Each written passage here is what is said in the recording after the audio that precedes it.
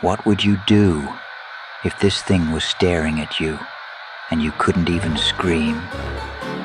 Welcome to Mr. Truth or Terror, where the stories may not always be true, but they always strike terror into the minds of those who listen. Are you ready?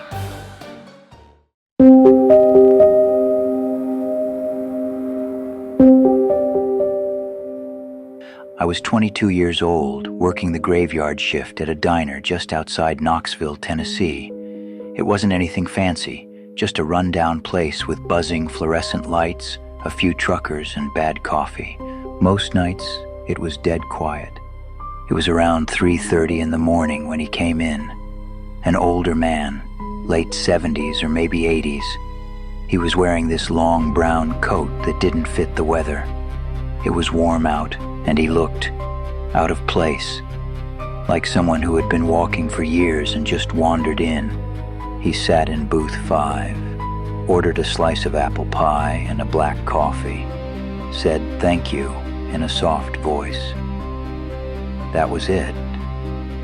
For a while, he didn't eat, just stared out the window like he was waiting for something or someone.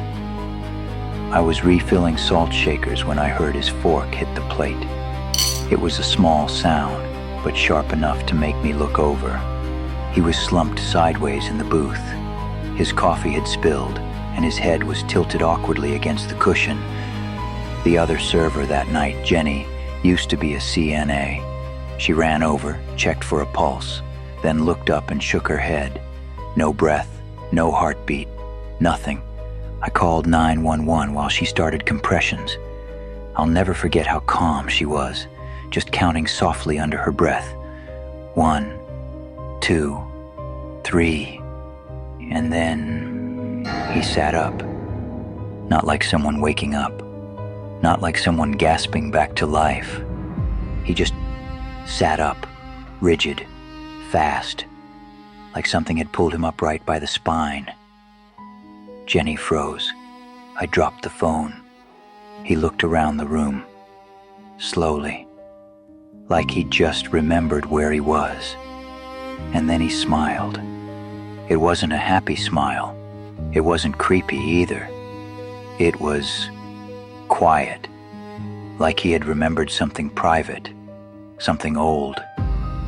That expression stayed on his face for maybe 5 seconds, and then he collapsed again. Fast, dead weight.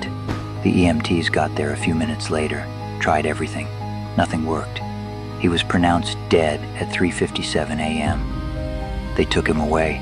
I kept thinking that was it, but a couple days later, I asked the manager to pull the security footage. I had to see it again, just to be sure I hadn't imagined it. It showed exactly what I remembered. He was out cold, no movement for over 2 minutes. Then suddenly, he sat up and smiled, and I swear it didn't look like someone who saw heaven or hell. It looked like someone who'd been shown something deeply personal, like a memory that had been buried for decades, like someone whispering a name he hadn't heard since childhood. It was the kind of smile that says, I remember now, but I wish I didn't.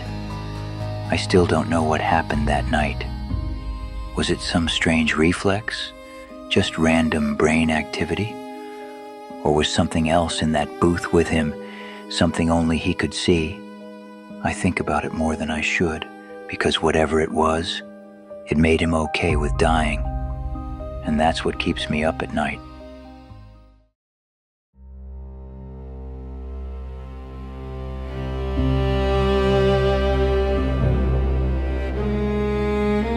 I wasn't supposed to be on that expedition. I was part of a reserve group at Ural Polytechnic in 1959, hoping for a chance to join a level 3 ski trek to Mount Otorten. I wasn't supposed to be on that expedition.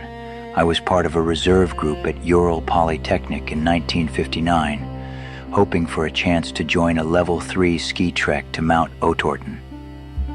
When one of the 10 scheduled hikers dropped out due to illness, I thought they might call me in.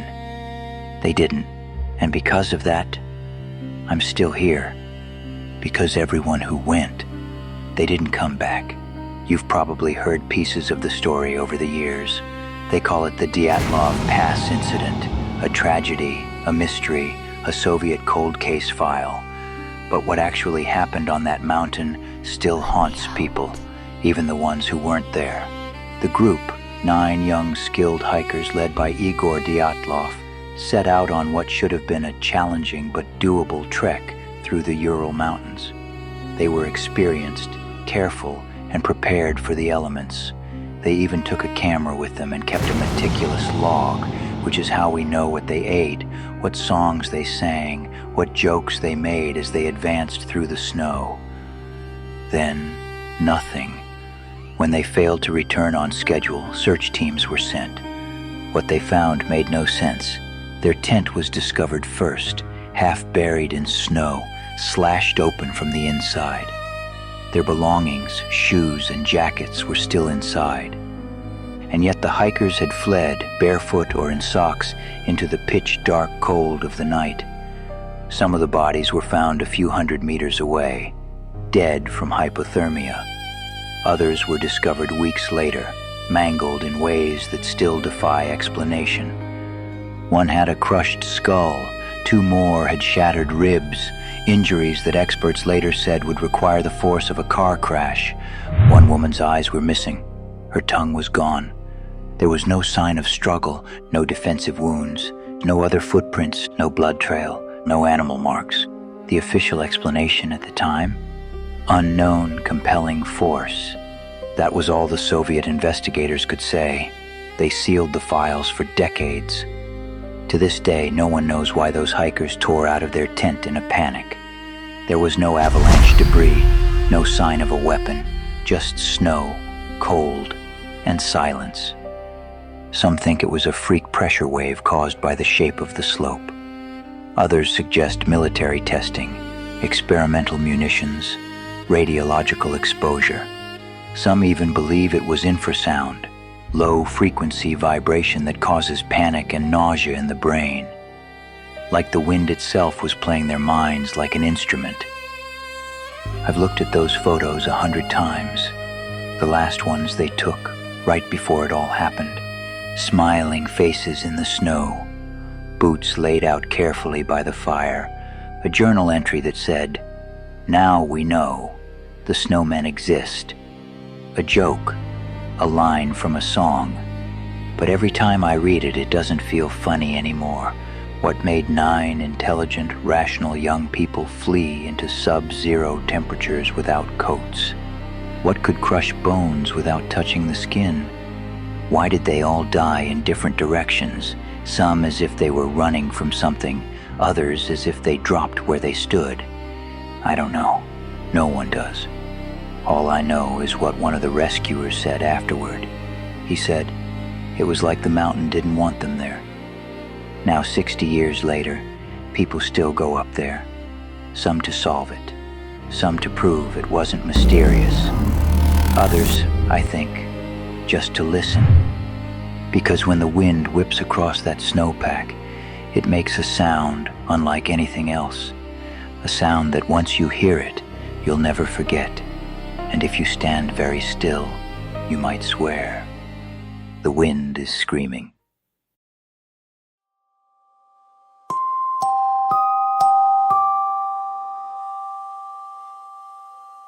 Back in 2015, I was working part-time for a local estate sale company in upstate New York. Basically, we'd go through the belongings of people who had passed away or moved to assisted living, appraise the valuable items, and prep the house for public sale. It wasn't glamorous work, but it paid well and came with strange perks, like getting first dibs on antiques. That's how I ended up with the mirror.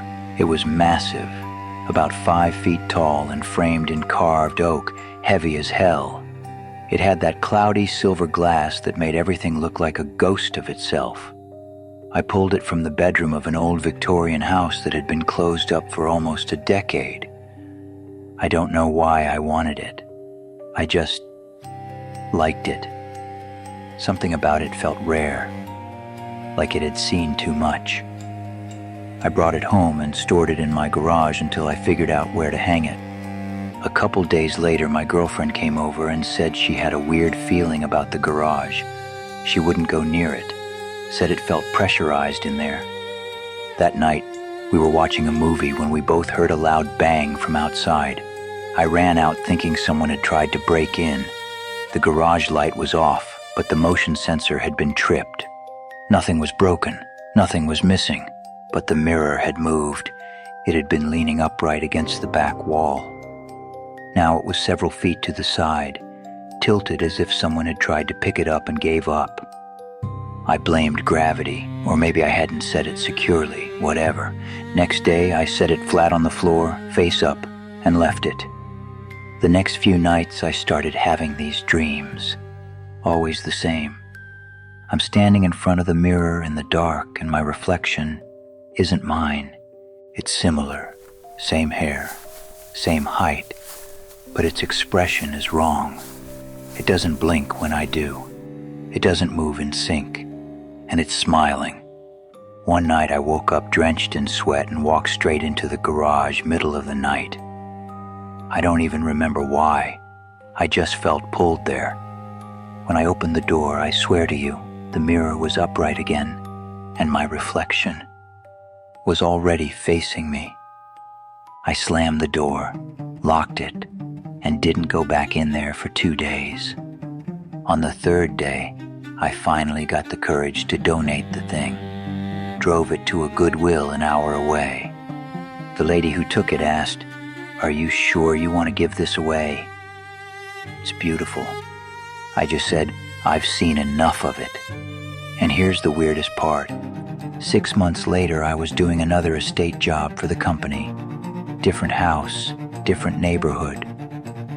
We were cleaning out a basement this time, and there, leaned against the wall behind an old freezer, was that same mirror. Same scuffs, same warped reflection, same chill down my spine. I didn't tell anyone, I just left it. To this day, I don't know how it got there. But I do know this. I don't look too long into any mirror anymore, and I never trust my reflection to tell me the truth.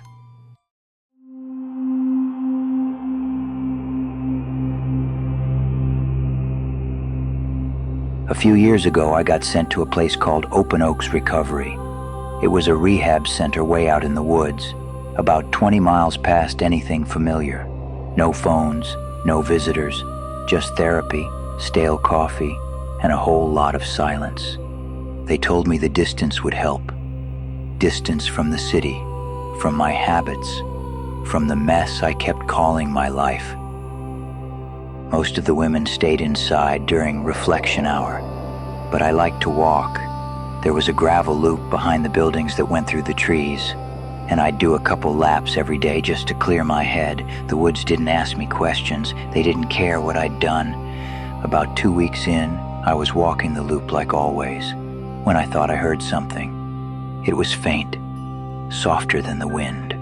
A woman's voice, crying, not screaming, just this low, broken sob, somewhere out in the trees. I stopped and called out, "Hello." Nothing. At dinner, I mentioned it to the group. One of the staff said it was probably a fox or bobcat. They sound like that sometimes. The other girls laughed. I forced a smile and let it go.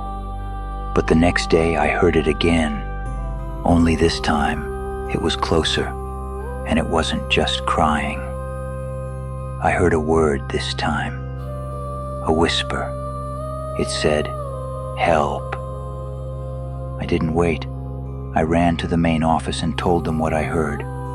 Marcus, the groundskeeper, grabbed a flashlight and went out to check. 20 minutes later, he came back and said the woods were clear. But I knew what I heard. After that, I stopped telling anyone. I just started walking farther, stepping off the trail when I could, listening, waiting. Then one afternoon, I found it. There was a small clearing just past the cedars. Something felt wrong with the ground. It was uneven, like it had been disturbed and covered back up. I got closer. There was a smell, wet earth, copper, rot. Then I saw something sticking up from the dirt. It was pale, human. A hand. I dropped to my knees and started digging. I don't even remember screaming, just tearing at the ground until my nails cracked. And then her fingers moved. She was alive, barely breathing, face bruised and swollen, but alive. They called 911. She was airlifted out. Turns out her boyfriend had beaten her and left her there the night before. He thought she was dead, took a random dirt road and dumped her, not realizing there was a rehab center just over the ridge. They said she'd been buried alive for almost 30 hours. If I hadn't found her, she wouldn't have made it through the night. He was arrested the next morning. She survived. That was 4 years ago. I've been clean ever since. I work at a women's shelter now, but sometimes, when the woods go quiet, no birds, no breeze, I stop walking and I listen because I wonder if someone else is whispering, still buried, still waiting.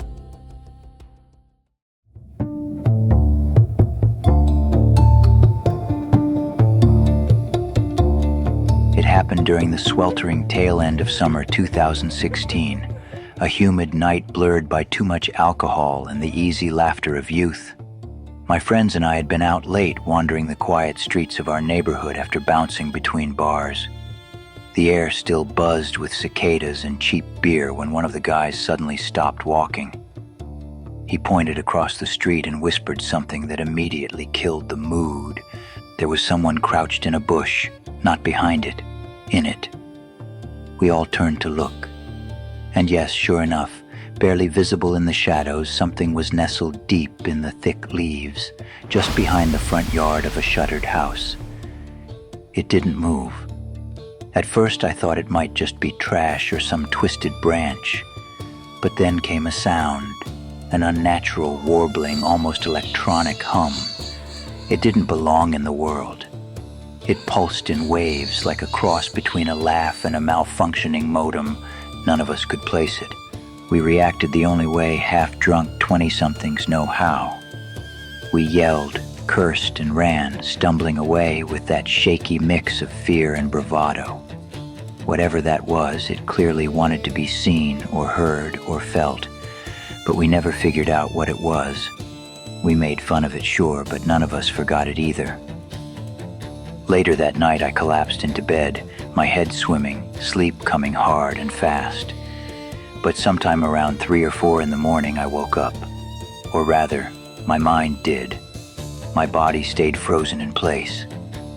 At first, I thought I was still drunk, but then I realized I couldn't move. I couldn't even twitch a finger. Only my eyes obeyed me. The room around me was blacker than usual, as if the shadows had thickened into something tangible, pressing against the walls. Then it returned.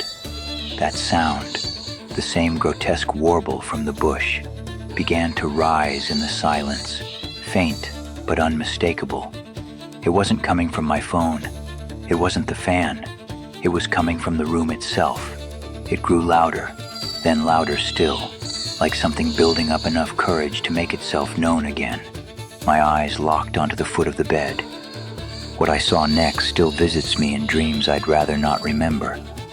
At first, it was just a shape, but then that shape leaned forward, revealing a face that defied logic, grotesque, stretched, with hollow eyes and a jaw unhinged far too wide. Its grin was permanent and unnatural, a rictus of mockery carved across its face. And every time that noise pulsed, the mouth would shudder slightly wider.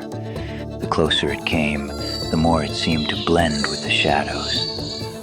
There was a body, I think, but it wore the room like camouflage.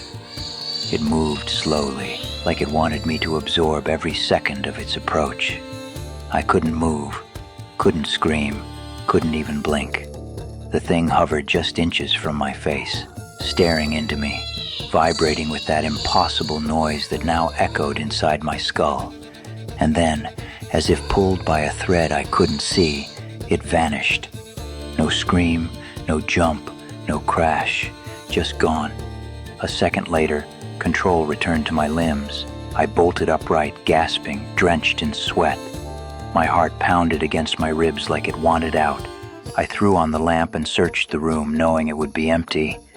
Of course it was, but I couldn't shake the feeling that it had followed me home. Not just from the bush that night, but from somewhere far older and darker than that. When I told my parents the next morning, they called it sleep paralysis. Maybe they were right. But I still hear that sound sometimes, deep in the quietest part of the night, just beyond the edge of sleep. And I never walk past that house again.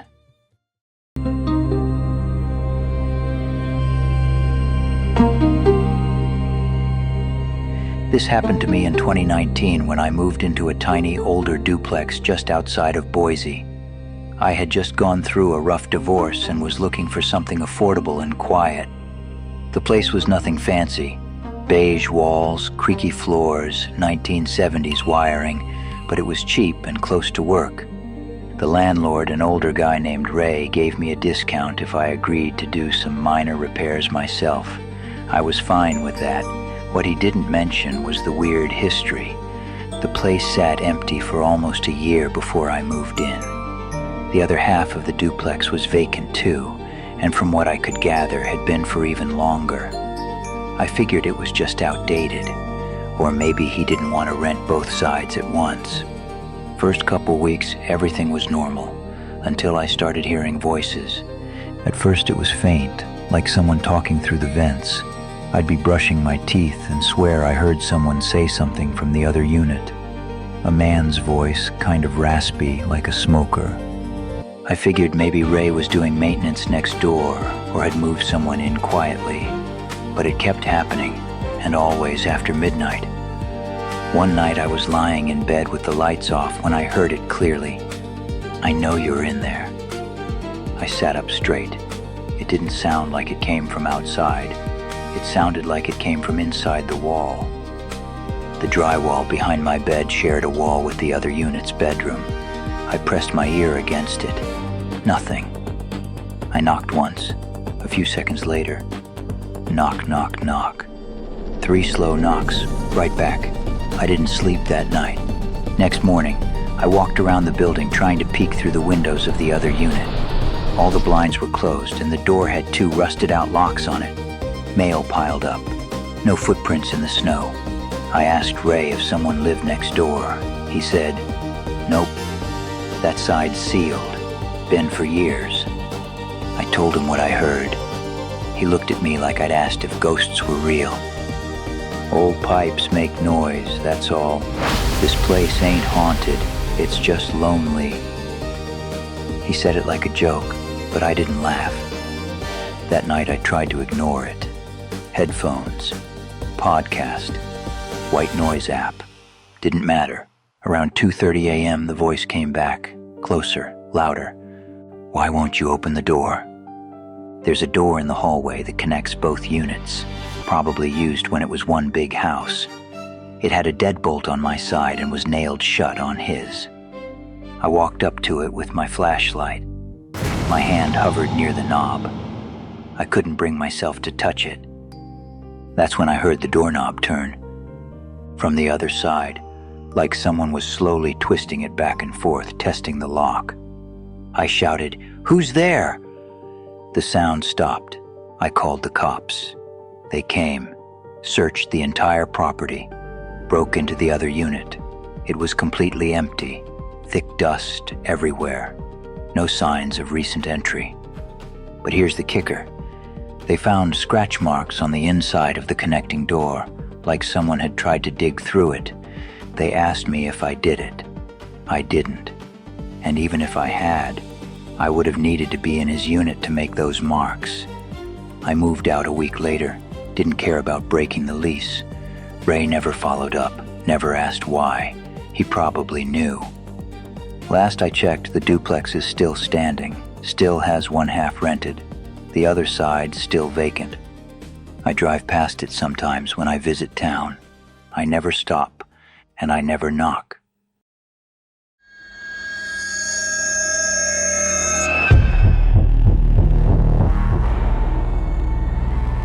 I live in a small apartment complex just outside of Milwaukee. Not the worst area, but you still double-check your locks. I'm a 27-year-old woman, I live alone, and I usually park in the back lot since it's closest to my unit. About 4 months ago, I came home late from work, maybe around 10:30 p.m., and I noticed a guy standing near the dumpsters by the back alley. Nothing illegal about that technically, but something felt off. He was wearing this oversized yellow hoodie with the hood up, just standing there with his back to me, not moving, not digging through trash, just standing. I didn't want to seem paranoid, so I grabbed my bag, locked my car like normal, and walked past him toward the entrance. He didn't move, didn't turn, but I had that unmistakable chill, you know the kind, where your instincts start making more noise than your thoughts. That night, I triple-checked the deadbolt and left the hallway light on. The next day, he was there again. Same hoodie, same time, same posture, like a broken statue. This time, I lingered in the car, pretending to scroll my phone, hoping he'd leave. He didn't. After maybe 10 minutes, I gave up and walked quickly to my door, trying not to let my fear show. I should have called management then. I should have told someone, but again, I didn't want to overreact. Night 3, he was there again. But this time, he was closer to the building. I called my neighbor Mark, who's this retired Army guy with a bad hip and a good heart, and I asked him to come outside and pretend to be on a smoke break while I got inside. He did, and the guy in the hoodie finally turned. He wasn't dirty or messed up. In fact, he looked pretty clean cut, late 20s maybe, kind of pale, with a blank expression like someone watching a commercial they've already seen 1,000 times. Mark told me later that the guy didn't say a word, just stood there and watched until Mark finally asked, "You need something, man?" The guy apparently blinked once, then walked off down the alley. I reported it to management the next day. They told me unless he was trespassing or breaking in, they couldn't do much. I was told to stay aware. It was quiet for a few days after that, but then it got worse. One night around 2 a.m., I woke up to the sound of tapping. Not knocking, not banging, just this slow, rhythmic tap, tap, tap, like someone using their fingernail. I live on the second floor. I crept toward the sliding glass door to my balcony and peeked through the blinds, and I swear, I wish I were lying, he was standing on the fire escape, just outside the glass, tapping the window, still wearing that yellow hoodie, still no expression. I screamed. I don't even remember forming the sound, but it exploded out of me. I ran into the hallway and called 911 while hiding behind the kitchen counter. The police showed up pretty quick, but of course, he was gone. No fingerprints, no forced entry, but the marks were there, on the glass. 5 little oily spots from where his fingers had rested. I didn't sleep that night. Turns out I wasn't the only one. 2 other tenants, both women, had seen the same guy around the complex. One even caught him on her Ring camera walking up to her door and just standing there for over 6 minutes, not moving, before walking away. I moved in with my sister for a couple weeks after that. When I came back, management had finally installed a camera facing the back alley. We didn't see him again, not in person. But one night, about 2 weeks later, the hallway monitor system caught something. At 3:12 a.m., the camera picked up a figure in a yellow hoodie walking behind the building. He never looked up. He never broke stride, just walked by slowly, and then vanished into the alley shadows. No one ever identified him. He never came back. But I've since moved. I don't park in alley lots anymore. I don't live alone. And I don't ignore my instincts again.